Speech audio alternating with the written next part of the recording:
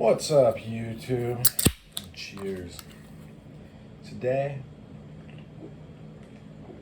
we're looking at some stuff I polished. I don't know if you remember some of this stuff on the channel, but they were all black. I had used brass black and blacked everything out.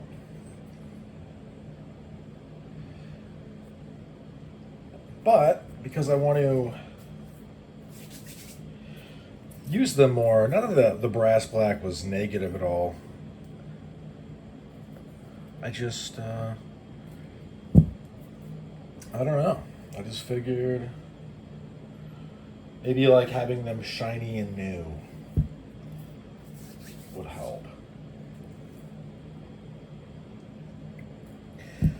Oh no, I forgot this. Obviously we got a mill spin KT machining or KT machines, East Coast knuckles and tactical gear. And though it is a Sunday evening, I'm having a beer because I'm about to start a fast. We'll see how it goes. We'll see if I do all the days. And why not? But yeah, I mean,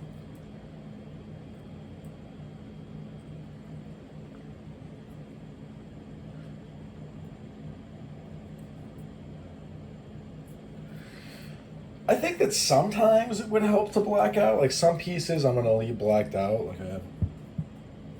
But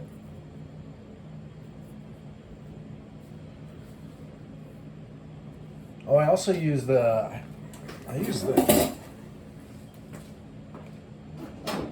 stuff. You just like put it on there and let it dry. It like makes it way easier. If you use a polishing compound, you're gonna be doing it forever, and it's gonna just genuinely piss you off. You're not gonna want to do it. I would just use that stuff. It's cheap. It's easy.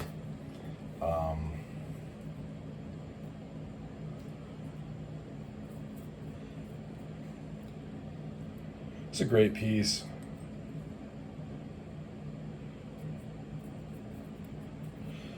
Yeah, I rotated some stuff in and out, kind of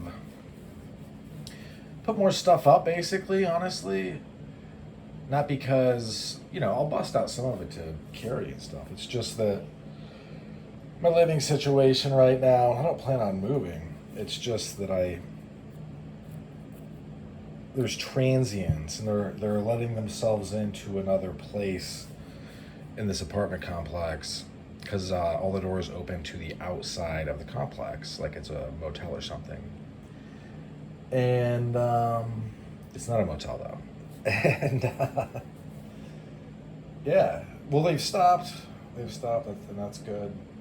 But I'm trying to be cognizant of the fact that at some point they might let themselves into my place and then take something. And so I don't want to leave out stuff that could potentially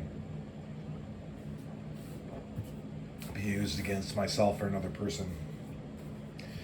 Because that's what being a responsible person is. You have to kind of account for what other people do sometimes.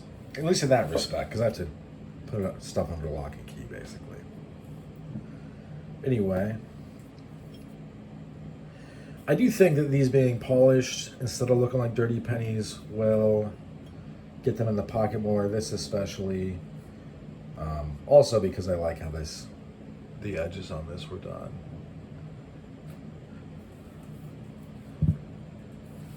And this is the original brass piece. I think this was the first knuck that I bought. Well, okay. Recently, in the recent splurge of collecting knuckles, this lasted quite a while and probably will continue for some time. This was the first one. It has a bunch of, and this is actually why we even did this video, so I'm glad that we got here at 5-minute mark. I don't know if it's going to pick it up, but it has a lot of the patina, at least the wear, because I carried this for a long time, and this was like my daily driver for a while. And then I changed to the steel one because the spikes, instead of coming to a point, and these are, I learned recently, these cone, like cylinder weird spikes, they look like studs that punks would wear. They're like basically of German descent. It's like a German stylistic thing to do. And then I guess the more pointy ones are French.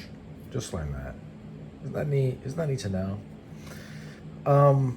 The steel, though, the points, instead of coming to a straight point, they come to like, if you can imagine a line of points. I don't know if that makes sense. These all come to points. This is the only brass one I have. So if I'll be doing my best not to lose this. I would just fear that if I did have to defend myself, even if I did so very well and very legally, those look cool. Police probably are not giving them back. So I got my weapons permit, so I'm hoping that with the permit I would be allowed to keep cool knuckles even after I use them. Because honestly, as a cop, these are new laws. As a cop, I would be okay with it. But let's say I was not who I am. I could see that someone would be like, why do you have these? I have been lucky so far where I am at. Had something weird happen. I had to mace somebody. It was all legal, though. They decided, and they gave me back my knuckles. I didn't use the knuckles, though, and I think that's probably a Rubicon I'm going to avoid crossing. Yeah, if you are... look, I can black them back out, and I could also figure out how to do an actual wash. I could probably just ask somebody, but I like how new these look, and I like how you can see some of the... It's just like weird wear marks, and I get that doesn't seem very cool.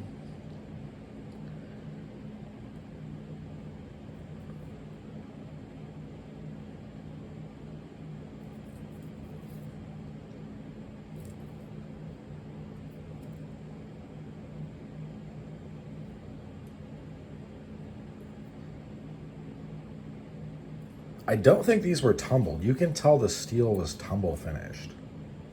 Even though the steel seems to carry similar but not the same wear marks like in these areas.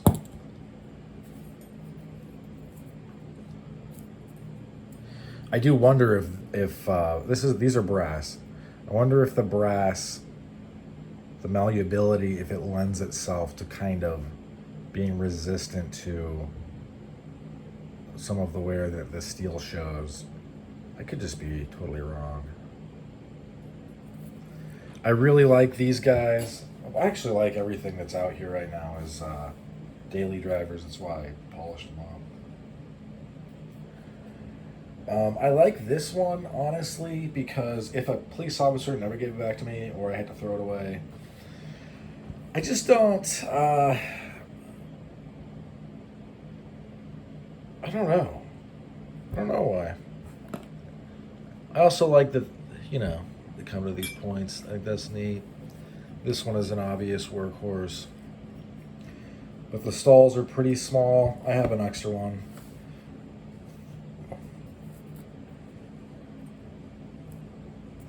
And I figured I would carry this original one again. It is crazy, though, to think how well these are wearing. These are going to last me. I'm going on, not like in the super near future, but I'm going to be 40 soon, and I'm glad to have some of these things, take them with me throughout this ride that we call life. Some of them are going to help keep me safe, which is cool. I'll be around. But gotta stay out of the pen. Gotta use your head. The point of martial arts, as Bruce Lee said, is to not use them. I think that Miyamoto Musashi also said that, the ancient Japanese sword saint. Or was it really ancient? I don't know. He was a samurai back when that was a thing. Very interesting character. All right. That's been all she wrote for this one. Thanks for sticking with me to the end, folks. Hope you guys have a great rest of your day. Bye now.